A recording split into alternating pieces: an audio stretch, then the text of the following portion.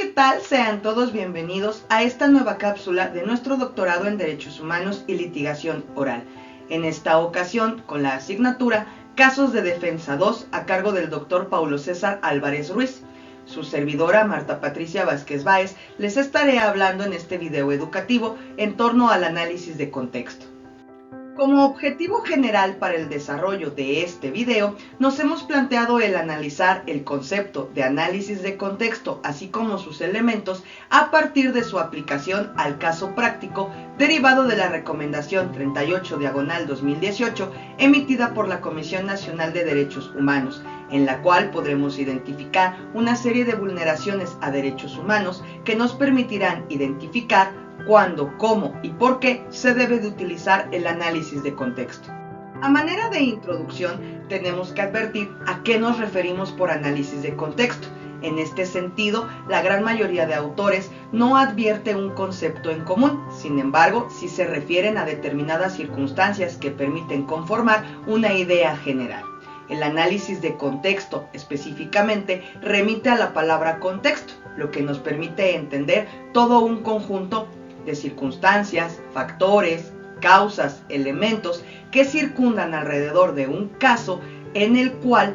nos proporciona detalles sobre qué ocurrió, cómo ocurrió, por qué ocurrió o cómo se llegó a determinada circunstancia. En específico, en materia de derechos humanos, el análisis de contexto nos va a permitir analizar de forma detallada el conjunto de violaciones que se pueden derivar en torno a estas circunstancias que giran en torno al caso, pero sobre todo nos va a proporcionar elementos para ubicar o identificar la sistematización, generalización o estructuración de determinadas violaciones a derechos humanos. Por ende, se dice que el análisis de contexto es de suma importancia y utilidad cuando nos referimos a violaciones a determinados grupos considerados de prioridad.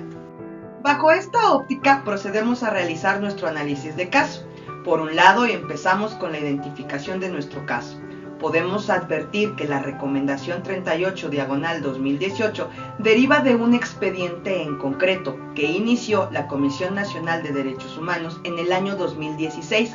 con motivo de una serie de manifestaciones que se llevaron a cabo el 23 de diciembre del año 2015 por un conjunto de pobladores de 60 años y más que vieron vulnerados sus derechos a seguridad social como antecedente por falta de pago oportuno de sus respectivas pensiones o bien por la falta de fondos en los cheques, haciéndolos imposibles de cobrar.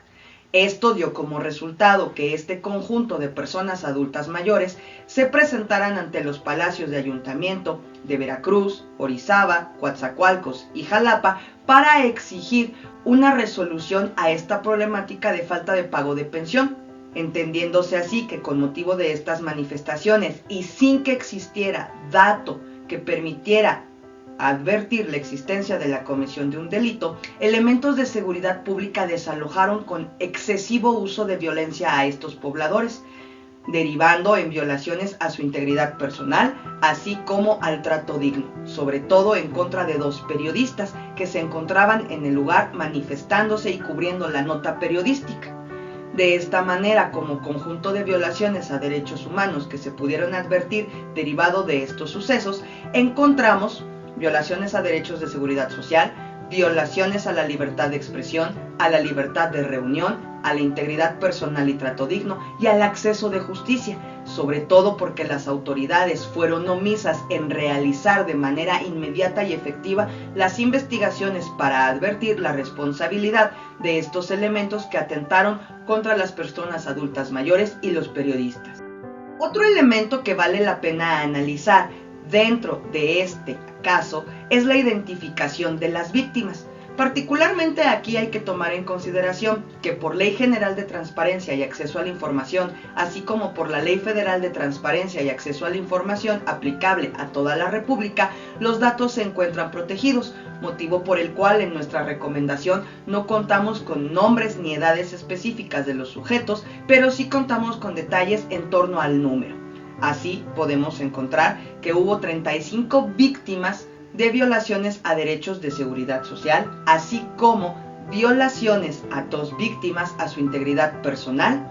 y libertad de expresión, constituidas en 2 periodistas. Dentro de las 35 víctimas podemos advertir que además hay un número indeterminado de personas a quienes se les vulneró su libertad de reunión y el derecho a la seguridad social, porque desconocemos el número total de pobladores que se vieron afectados por la omisión de la autoridad en el pago de la pensión. En este sentido, nosotros podemos advertir que este tipo de víctimas,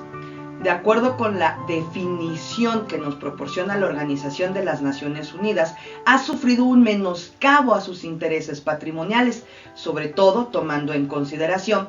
que el derecho a la pensión se encuentra reconocido desde la Carta Magna, además de encontrarse establecido como obligatorio en la Ley de Pensiones la pensión de vejez, viudez, enfermedad o incapacidad, lo que implica por lo tanto que existe una obligación por parte de la autoridad de otorgar este tipo de pensiones y mantener la continuidad del pago.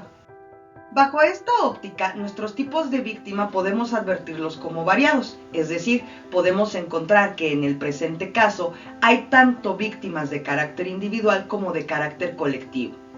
Particularmente llama nuestra atención esta premisa porque podemos ubicar que en contra de los 2 periodistas,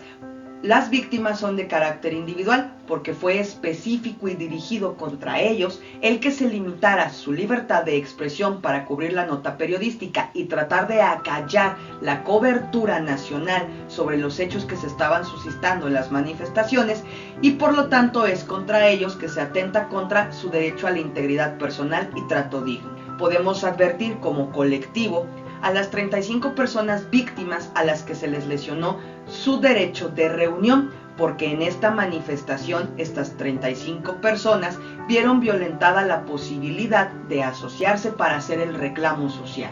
Pero además, como colectivo, parte de la sociedad, encontramos a todo el número indeterminado de personas que vieron vulnerado su derecho a la seguridad social, particularmente porque al desconocerse cuántos más, independientemente a los que se manifestaron, no recibieron su pago de forma oportuna o bien tuvieron un pago ficticio porque entregaron cheques que carecían de fondo, se advierte que el propio Estado estaba encontrándose en la imposibilidad de cubrir este derecho humano. Bajo esta óptica, nosotros hemos optado también por traer a nuestra memoria algunos elementos de la victimología. Podemos advertir en autores como Hans von Hentin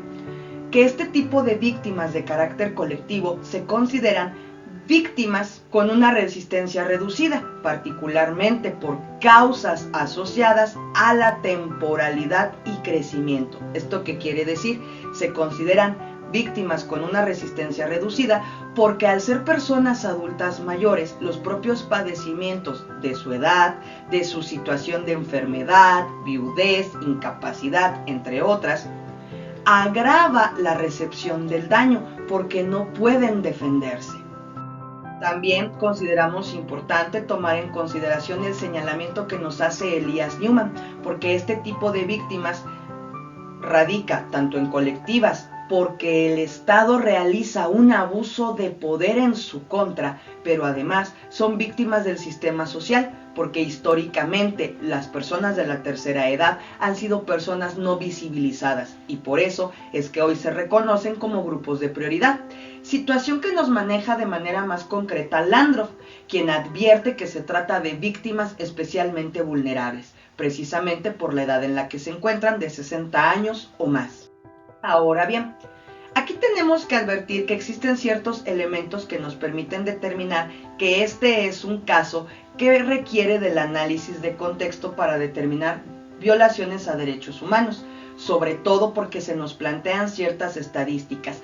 Gran cantidad de la población en el estado de Veracruz corresponde a población pensionada y sobre todo pensionada por vejez. Lo que quiere decir, estamos reconociendo aquí la preexistencia de la condición de vulnerabilidad de las personas adultas mayores que fueron acalladas a través del uso excesivo de violencia. Además, se advierte que días antes, al 23 de diciembre del año 2015, que no fueron materia de análisis por una queja directa ante la Comisión, 21 y 22 de diciembre para ser exactos, ya había manifestaciones previas respecto a la falta de pago.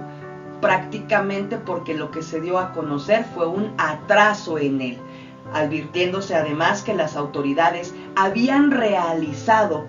un compromiso por escrito que permitía establecer el pago en esa misma fecha, situación que no ocurrió. Por ello es que el 23 de diciembre se suman a estas manifestaciones las 35 víctimas a las que hace alusión nuestro caso para reclamar el pago oportuno. Además, tiene que tomarse en consideración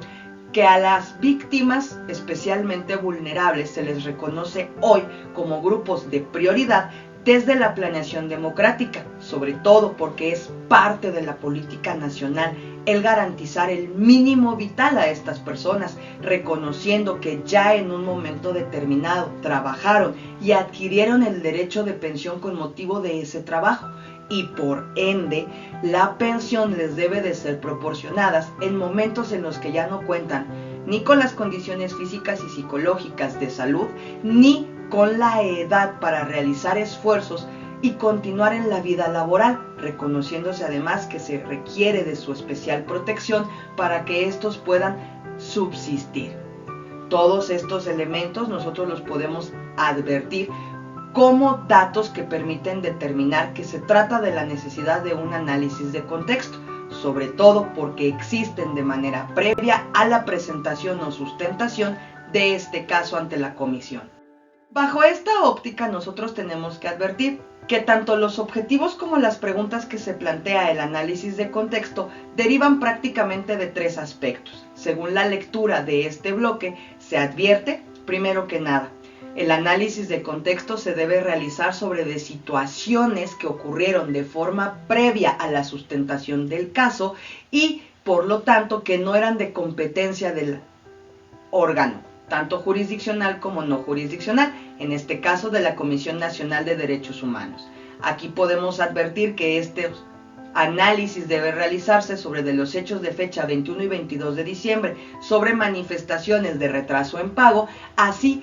como se plantea cuáles fueron los antecedentes de la manifestación del 23 de diciembre. En un segundo momento tenemos que analizar si es necesario o no realizar el análisis de contexto, porque no todos los casos ameritan esta técnica o esta práctica. ¿Qué quiere decir? En nuestro caso, sí era necesario el análisis de contexto, sobre todo para advertir la violencia generalizada, impunidad, abuso de poder que se lleva a cabo en contra de personas de la tercera edad, pues ya incluso la Comisión Nacional de Derechos Humanos había determinado que se trataba de grupos especialmente vulnerables. Por lo tanto, aquí cabe cuestionarnos cuáles son las condiciones preexistentes del grupo de vulnerabilidad y sobre todo el identificar de qué manera se ve reflejada esta necesidad en el caso. Prácticamente lo vemos al enfocarnos en la idea de las personas adultas mayores. Pero también cabe advertir que es necesario en el caso de los periodistas, porque México ha sido un país que en las últimas fechas, prácticamente hablamos de los últimos 5 años, se ha caracterizado por la extrema violencia en contra de periodistas, en donde se incluye la desaparición forzada. Podemos advertir que en nuestro caso estos dos periodistas que fueron acallados a golpes a través de los toletes y excesivo uso de la fuerza física, prácticamente se les negó la posibilidad de cobertura y el derecho a la información para poder compartirla con los pobladores. Finalmente, el tercer elemento que debe tomarse en consideración respecto al análisis de contexto versa en particular ya no sobre si es necesario o no. Ahora se trata de la materialización. Todos estos aspectos que nosotros hemos platicado deben de verse reflejados en el caso específico. Así, aquí analizamos a 35 víctimas en contra de los derechos a la seguridad social y 2 víctimas en contra de los derechos de libertad de reunión, libertad de expresión y contra su integridad personal. Vemos que sí se materializa esta sistematización, generalización y estructuración de violencia, porque ya en el país, a pesar de que hay política que trata de impedir estos ataques y tratarlos con especial prioridad, se advierte que continúan existiendo fallas en la implementación de la política. sobre todo porque carecemos de sensibilización en torno al cuidado del adulto mayor y sobre todo sensibilización sobre la importancia que reviste la labor periodística en la información al país. De acuerdo con estas ideas, al plantearse o cuestionarse qué medidas se pueden adoptar en el caso, vamos a distinguir que ya nuestra lectura advierte ciertas medidas para la reparación del daño y la evitación de repetición. Prácticamente encontramos que en la Recomendación 38/2018 se tomaron medidas cautelares para garantizar el pago oportuno de las pensiones, pero además se condena al Estado a mejorar sus sistemas para la implementación de la normativa ya existente. Es decir, se reconoce que México y particularmente el estado de Veracruz cuenta con legislación específica respecto al uso de la fuerza pública y al respeto a la libre manifestación de ideas. Sin embargo, por alguna circunstancia, en este caso, no se aplicaron. A consideración de su servidora, nosotros podemos advertir que en un primer momento se requieren medidas para establecer equilibrio entre la política que se plantea en materia presupuestaria y la cobertura de derechos humanos. Esto es, podemos ver en la actualidad que se plantea la creación de diferentes becas o diferentes pensiones para favorecer a grupos vulnerables, pero lo que no se está tomando en consideración es el recurso económico que se requiere para proveer de manera continua estas pensiones. Así, por ejemplo, en el último programa del que se habla a nivel nacional, se señalaba primero una fecha que empezaba el 15 de diciembre, después otra fecha que se iba al 20, luego al 27, finalmente al 30. Y esto ha ocurrido en cada mes en los que se debe de depositar la pensión, precisamente porque el dinero no se encuentra disponible para la Secretaría de Finanzas y Secretarías de Hacienda y Crédito Público a través del sistema de administración tributaria para la disposición y otorgamiento de las pensiones. ¿Qué es lo que está pasando? No existe un equilibrio entre lo que tenemos contra lo que pretendemos otorgar. En un segundo momento, para nosotros, sería importante el incrementar las medidas de sanción y disciplina a los elementos de seguridad que incumplan en la aplicación del protocolo sobre el uso excesivo de la fuerza, pero además también incidir en la capacitación y certificación sobre este protocolo. Consideramos también necesario el que se pueda advertir la creación de todo un contexto de sensibilización sobre la importancia que reviste la determinación de los grupos vulnerables, pero sobre todo las características y cualidades en que estos grupos se ven reflejados. Podemos advertir aquí la gran importancia que tiene porque de alguna manera seguimos invisibilizando los derechos de estas personas. ¿Por qué? Porque no somos empáticos respecto a sus necesidades, pero sobre todo porque no somos empáticos respecto a la trayectoria que ya traen por detrás. Obviamente todas estas medidas requieren del recurso necesario para poderse implementar como políticas. No somos ajenos a reconocer ciertas circunstancias económicas que atraviesa el país y que por lo cual serían de difícil aplicación, pero no sería imposible. Aquí tendríamos que realizar un estudio financiero más a detalle para poder determinar incluso la necesidad en un momento determinado de incrementar impuestos para poder realizar el ingreso adecuado que permita realizar la cobertura de los programas sociales. A manera de conclusión, con lo que hemos analizado, podemos advertir que el análisis de contexto no es solo una opción para poder detallar elementos de violaciones a derechos humanos. Por el contrario, es hoy una obligación a cargo del Estado el poder aplicar este análisis contextual, primero que nada para determinar si en un caso o en otro se requiere aplicar o no. Segundo, porque el análisis de contexto debe permitir conocer los aspectos de carácter cultural, histórico, político, jurídico, social que circundan alrededor de un caso en concreto y que permite evidenciar el origen de estas violaciones. Así, por ejemplo, en lo que nosotros platicábamos de la Recomendación 38/2018, podemos advertir de manera muy puntual que culturalmente la población de personas adultas mayores se encuentra invisibilizada tanto en sus necesidades como en sus derechos. Por otro lado, podemos advertir que la labor periodística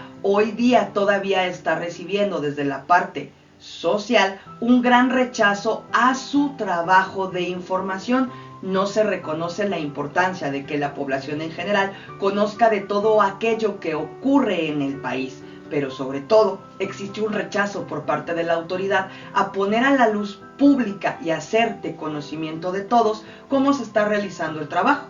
Podemos advertir entonces que el análisis de contexto nos permite comprender el por qué el Estado en un momento determinado actúa de una manera u otra. Cabe además señalarse que este análisis de contexto no va a venir a resolver todas las problemáticas de reflexión para poder emitir una opinión o resolución. Lo que sí podemos encontrar es que el análisis de contexto nos permite ampliar nuestro panorama y permitir que el análisis de violaciones a derechos humanos recaiga sobre aquellas que son pronunciadas al momento de la queja, pero además que visibilicemos otras más que no estaban contempladas por parte del quejoso, como por ejemplo en el caso de la recomendación 38/2018, el acceso a la justicia. Para efectos de este video hemos tomado como referencias nuestra lectura proveniente de Ideas, que se refiere al análisis de contexto desde la jurisprudencia de la Corte Interamericana, pero también utilizamos un documento emitido por la Flaxo que se refiere al análisis de contexto en torno a las violaciones a derechos humanos. Compartimos las ligas de acceso por si alguien opta por investigar y profundizar en esta temática. Por supuesto, agradecemos su atención en esta cápsula de video educativo. Tienen mis datos de contacto en pantalla, nombre, teléfono y correo electrónico frente a cualquier duda o inquietud que pueda surgir o en su defecto para que ustedes propongan cuáles serían nuestros nuevos tópicos. Nos vemos en la siguiente cápsula. Hasta la próxima.